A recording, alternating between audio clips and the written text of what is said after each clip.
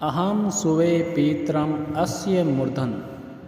शब्दार्थ अहम यानी मैं, सुवे यानी उत्पन्न करती हूँ, पीत्रम यानी आकाश को, अस्य यानी इस संसार के, मूर्धन यानी मस्तिष्क पर।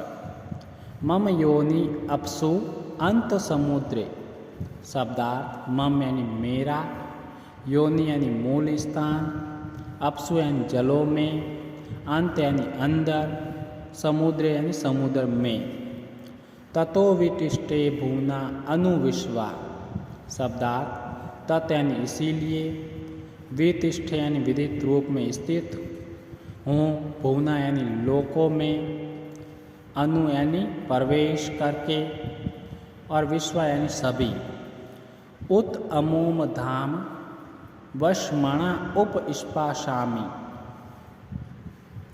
तो उत यानी और, अमोम यानी इस, धाम यानी दुर्लोक को, वशमणा यानी कारण रूप शरीर द्वारा, उपस्पृशामि यानी स्पर्श करती हूँ।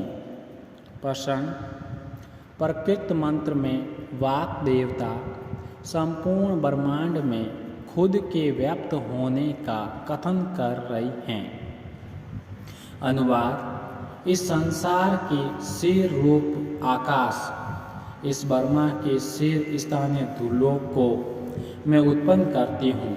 मेरा मूल स्थान समुद्र में जलों के भीतर है, इसीलिए मैं सभी लोकों में प्रवेश करके अनेक रूपों में स्थित हूँ, और मैं ही इस दुर्लोक का कारण रूप मायात्मक शरीर द्वारा स्पर्श कर रही हूँ। अहम एव वात एव परवामी।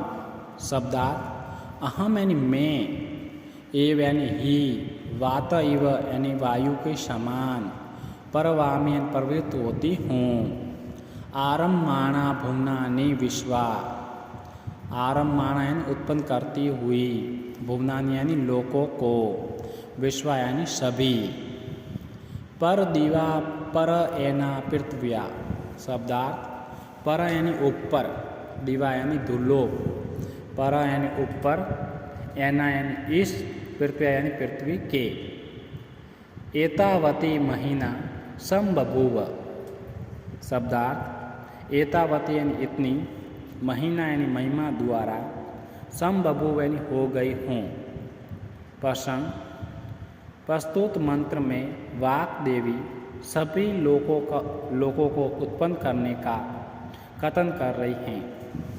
अनुवाद। मैं ही सभी लोकों को उत्पन्न करती हूँ, वायु के समान प्रवृत्त होती हूँ, दुर्लोक से परे और इस पृथ्वी से परे होती हुई मैं अपनी महिमा द्वारा इतने परिणाम वाली हो गई हूँ।